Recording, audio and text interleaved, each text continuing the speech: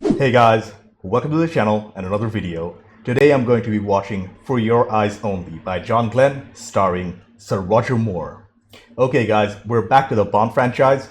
If you aren't aware, I'm making my way through the entire Bond catalog. I've been doing that for the past few months and I've been having a blast. Do check out every single Bond film up to this point on the channel. I'll put up a link for the playlist up there somewhere. Please remember to subscribe so you won't miss out on the rest of the films. The last movie we saw was Moonraker by Lewis Gilbert. He was a very experienced Bond director, and I did generally enjoy that crazy over-the-top plot that had Bond literally, go to space? Some of the set pieces in that movie were genuinely amazing, but even you have to admit that it wasn't the best movie, at least narratively speaking. This time around, we have a new director in John Glenn. I don't believe I've heard of or seen any of his films before. It was apparently written by Richard Maybaum, a very familiar name for the franchise, so that gives me a lot of confidence. I don't know what to expect from this movie, except a couple of comments that told me that to expect a more grounded film, I guess. That's something I'm actually looking forward to. I'm also hoping for the return of our legendary set designer Ken Adam, but as far as I'm aware, Moonraker might have been his last project, so that's a little sad. Regardless, we've officially entered a new decade, the 80s, and I'm very excited what that brings to the table because most of the Bond films from the 70s had a very unique look, and same goes for the 60s, so I'm excited for a new look, if that makes any sense. But before we get into it, to help support the channel, I have a Patreon page for full-length reviews and reactions to this movie and over 150 movies, TV shows, early access, and weekly polls for what to watch next. You'll need your own copy to watch along. The link's in the description below, by the way. Please consider being a patron. Please subscribe to the channel. Click that bell icon for instant notifications. Do check out my other videos. Like if you like this video, dislike it if you didn't. With all that being said, let's get started. For Your Eyes Only, Glenn Moore. Let's go. I think we have two more Roger Moore films to go, Octopussy and License to Kill, before we move on to Tim Dalton. Teresa, beloved wife. Oh my goodness, they're acknowledging her. This is, I did not expect this. Your office called. They're sending a helicopter to pick you up. Some sort of emergency. What a way to humanize James Bond immediately. And what a great reference to On Her Majesty's Secret Service, which has become one of my favorite Bond films. And a villain with a cat? Whoa, whoa, whoa, whoa. Are they bringing back Blofeld? I love those rudimentary visual effects. Good afternoon, Mr. Bond. Don't concern yourself with the pilot. Flying so close to buildings and stuff. This would all be done with CGI today, so this makes it all the more impressive. I've looked forward to this moment, Mr. Bond. Come on, show your face. Dude, jump! That's like 10 feet off the air. Wow. I like the music here.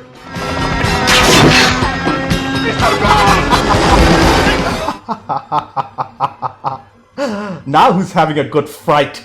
I'll buy you a delicatessen in stainless steel, Mr. Bond! Did he just kill Blofeld?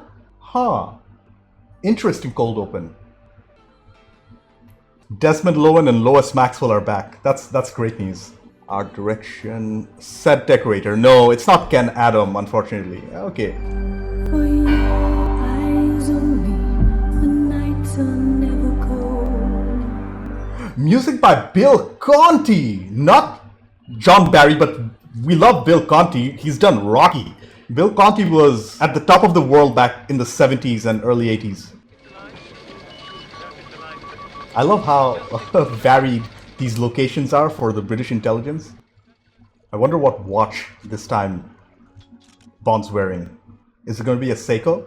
Because I think the Rolex period is over. What the devil's going on here? We have an unidentified object closing fast. Are they being attacked? Oh, that looks like a mine. Oh, holy explosion! That's impressive. Holy crap, I think they're actually sinking a real vessel. Yep, the news has to reach the Ministry of Defense because that seemed like an important secret base. Yes? How deep is the water there? Not deep enough, I'm afraid. Oh no! It suggests that there is a chance of obtaining the ATAC transmitter. Okay.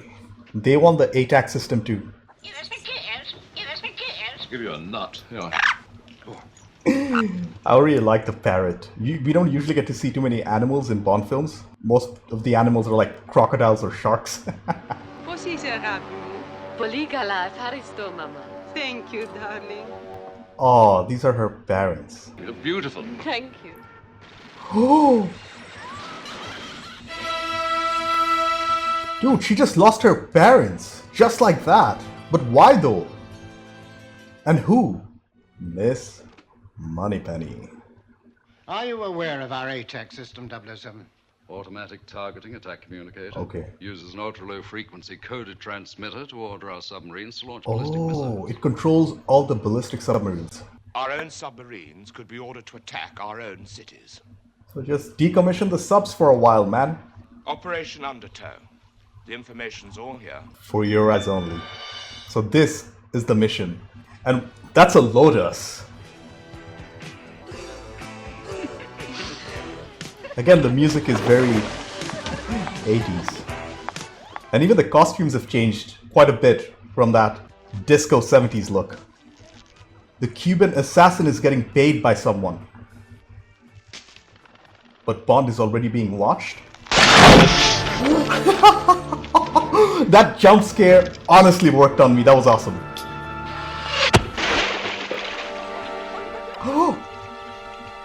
Holy crap, I was about to say it was a bad jump, but then I just realized he got shot.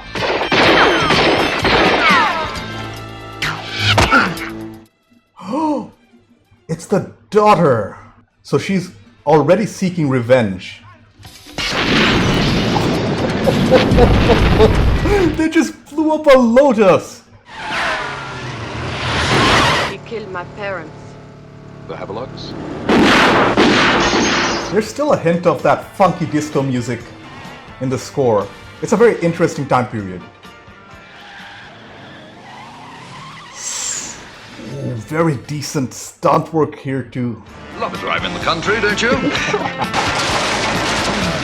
At least they're having a good time running away from death. Hold tight!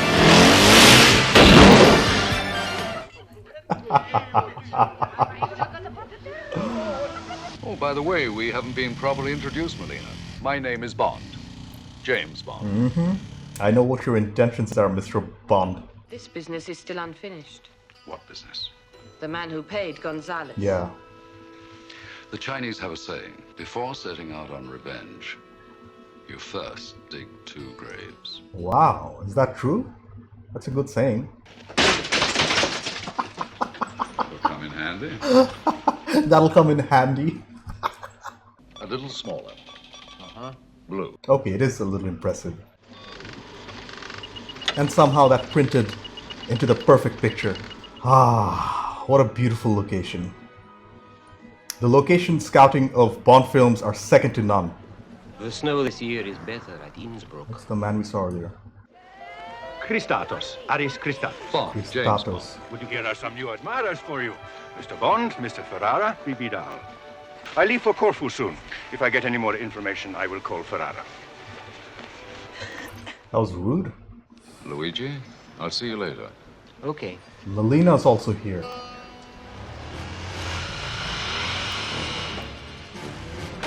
Oh. Don't mind telling me what the devil you're doing in Cortina. Your telegram.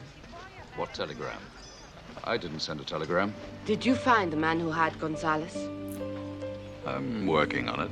Now, Melina, please trust me. Go back to the Triana and wait. But not for long. It won't be, I swear. How did you get in here?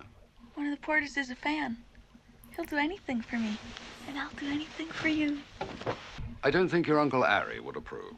Him? He thinks I'm still a virgin. It's very unlike Bond to say no.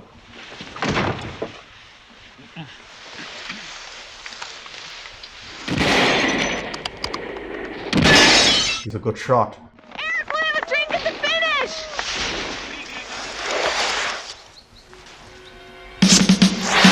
Yeah, I'm not surprised at all. Yeah, it looks like he's having fun with his target. Oh, nice stunt work. They see him. Dude! Charles Dance was in a Bond film? A dove.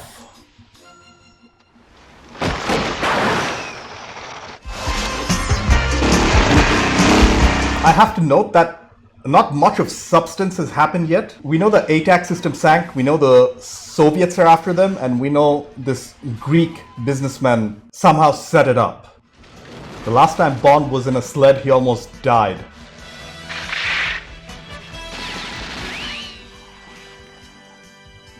Smooth. Oh well, close enough. James, what took you so long? Well, I took the scenic route. Bibi, it is time for your rub-down. Oh no, I think the trainer is involved in something. Farewell, Mr. Bond, but not goodbye. Yeah, it must have been the trainer who gave the signal.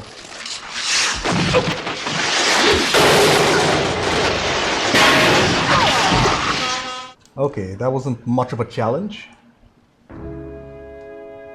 Oh, Luigi's dead with a dove in his hand. James, Melina. how did you know I was here? Did he leave any notes they could help us? No, I don't think so. After our last meeting, I am asking myself why you want to know about Locke, Columbo's man. But I must warn you, stopping Columbo will be difficult. We haven't seen him yet. It's been an hour. Just tell me where he is. Over there, with the woman in blue. Oh, we finally get to see him. He has important connections. You cannot just arrest him. You must find a different way. He's been listening all along. Get out. It is an act. Oh man.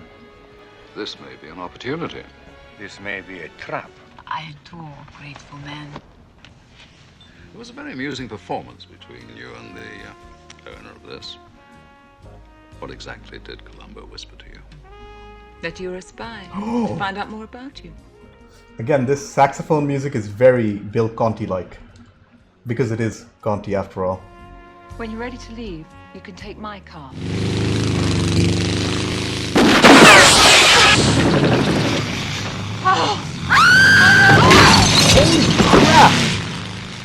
Number one, I did not expect her to get run over like that. Number two, that was incredible stunt work by whoever that was.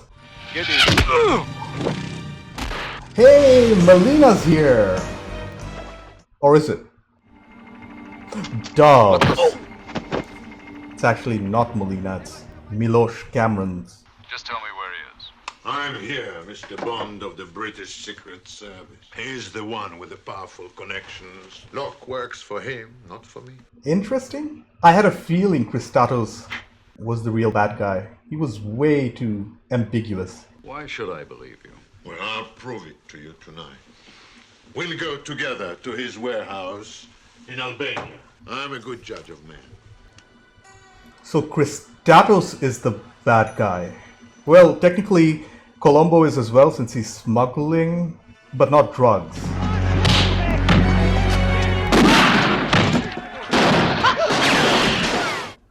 Raw opium. I like the use of absolute silence in the scene. It really builds up the tension. Get your men out of here.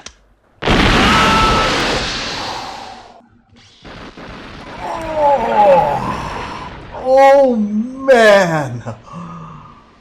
What a fun day on set that must have been.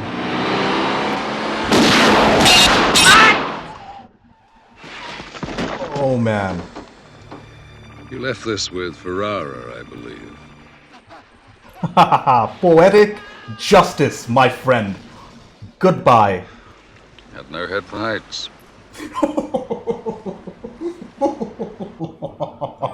Had no head for heights. The best underwater sequence was probably in You Only Live Twice. Where did your father keep his records, his daily log? Daily log, daily log. 3 days later, he sighted a wreck in the same area. That was his last entry. Wow. As the James Bond music kicks in, we see a submarine. Oh, they found the wreckage! Bill Conti's music is just so good. We have a visitor below. Oh man, okay. They've got 8 minutes. Eureka. They found it. Oh no. That's it. Let's get out of here.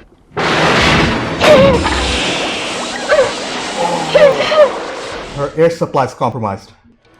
He armed it. They have 1 minute before it blows up.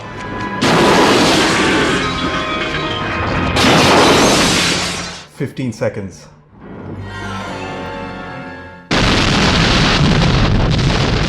Holy crap, that's amazing. James!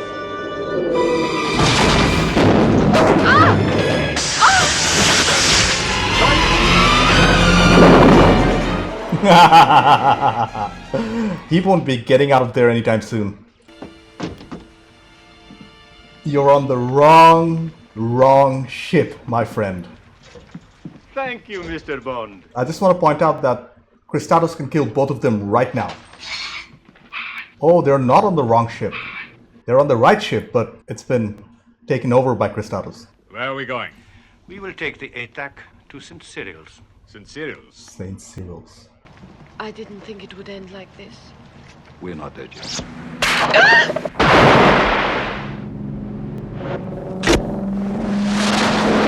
He's free. Oh no! I mean, oh yeah!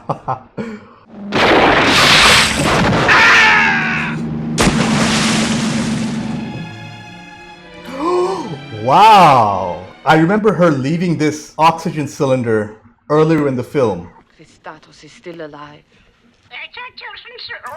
Holy crap! ATAC to St. Cyril!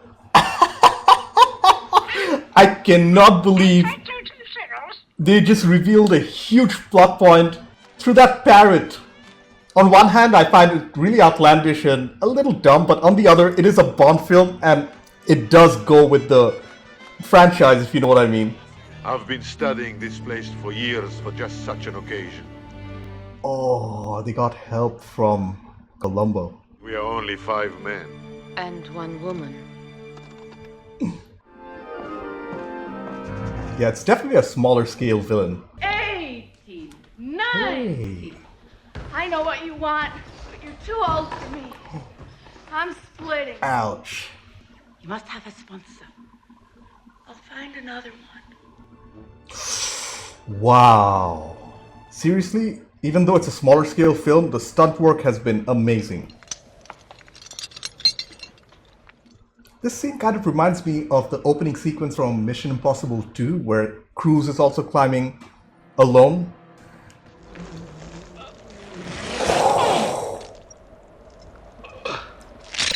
Just the sounds of the wind.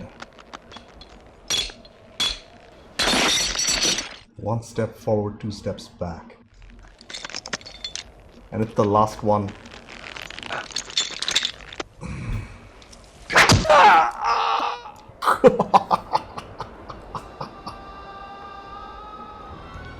And finally, the theme kicks in as he's safe now.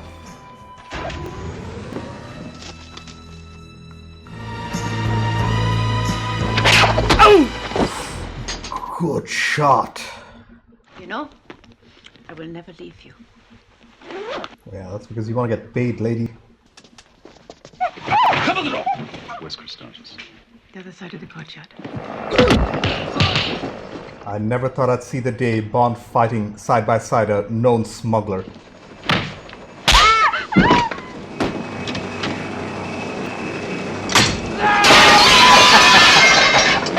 This East German henchman wasn't as memorable as someone like Jaws or even bad henchmen like Mr. Wind and Mr. Kidd. You're going to pay for it! No, Melina. That's not the answer. Out of my way, James. But be prepared to dig those two graves. Oh. Yet! Well, that's gone. You don't have it. I don't have it. Yeah, the Soviets aren't looking for a fight.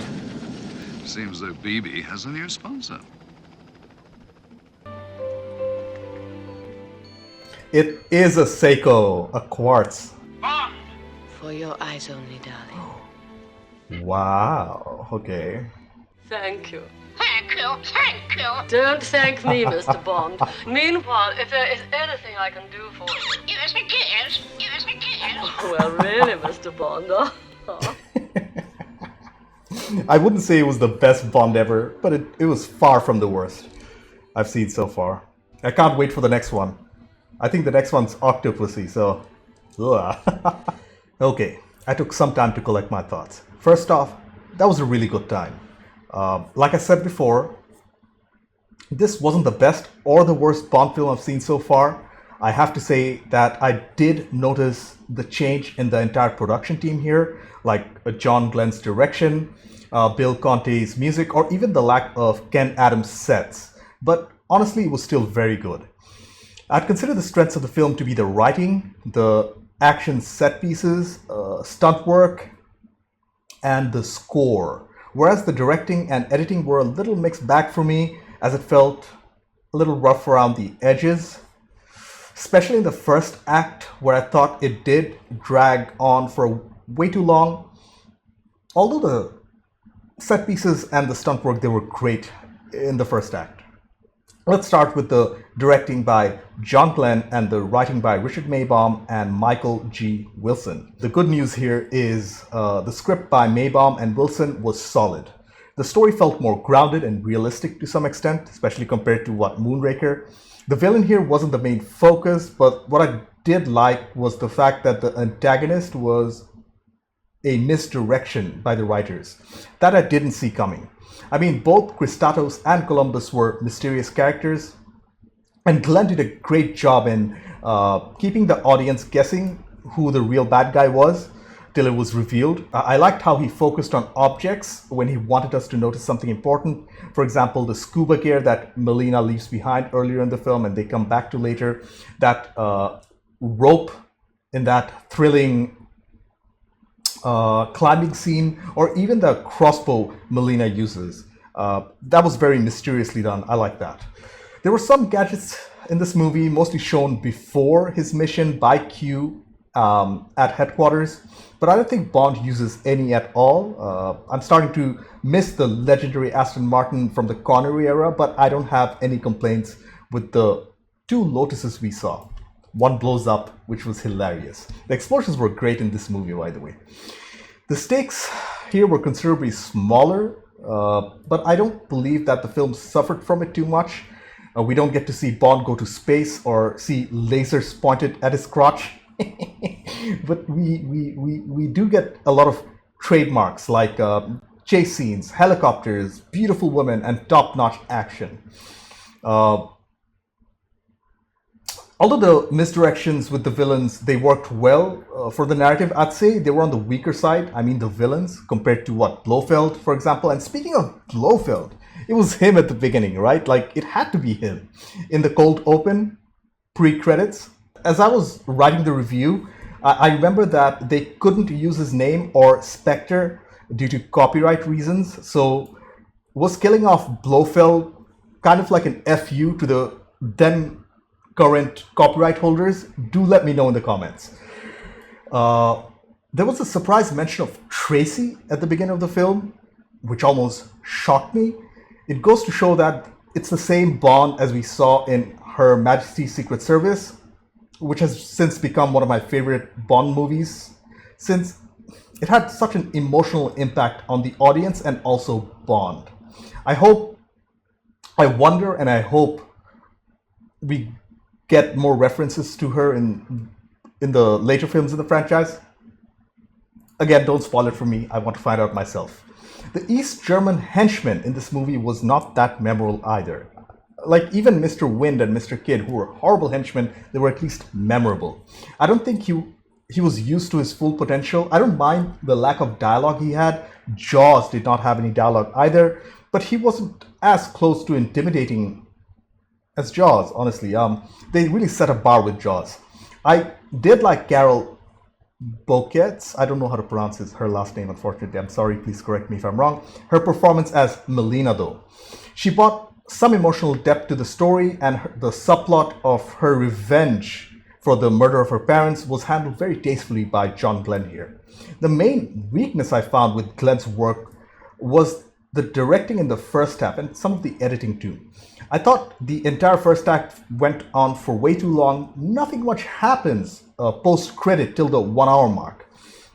Bond just goes from location to location, escaping assassination attempts. I fear there might be too much of that, if that makes any sense. On the flip side of the coin, the set pieces, the action scenes, the stunt work in the first act, they were incredibly well done. So it wasn't boring or anything. I guess it's just a little weak narratively, just slow. It's just slow narratively, not action-wise. It was packed with action, but nothing really happens in the first 1 hour. Sir Roger Moore returns as Bond in his 5th appearance. By now, he's been playing the character for the better part of a decade, and I'd consider him a veteran in the role. He was very good as Bond, as usual, but I have to admit that he's slowly starting to show his age now. He's in his 50s, he's clearly not doing any of his own stunts anymore, but the editing was good enough to hide that from the general audience. I think he has 2 more films to go till Tim Dalton shows up. I'm excited for that. Moving on to the cinematography, which was beautiful. I think this time around, it was a different cinematographer from the previous ones. It had a different look. But it did feel like a traditional Bond movie, so no complaints in that department. I didn't feel like the cinematography was out of place. The underwater shots were gorgeous, and the editing in that particular sequence was pretty easy to follow, unlike the more elaborate underwater battle scene in You Only Live Twice. Italy was shown beautifully, and as I always say, Bond films are a time capsule for the location that they visit for the movie, and I definitely need to visit all these exotic places. The overall editing was fairly well done, except the first half, which we talked about. I think those chase sequences, although very good, could have been cut by almost 10 or 15 minutes to make it a more tighter feeling film, if that makes any sense. The editing does get considerably better by the end though, but then again, that's just my opinion. The score of this film was a highlight for me. The change in style was very, very noticeable, and although I miss John Barry's score, Bill Conti did a fantastic job as the composer. He brought a completely new sound to the franchise, especially with those saxophone and trumpets and upbeat sounds. And I found it very narratively fitting, especially considering we are entering a new decade, so we have a new sound. I'm a big fan of Conti's work, and especially his stuff for the Rocky franchise, and I could hear some influence from there. It was different, but very, very good. The main highlight for the film for me were the beautiful set piece action sequences. They were meticulously planned. The incredible stunt team, they did a fabulous job with all the stunts, especially the skiing stuff and the climbing scene.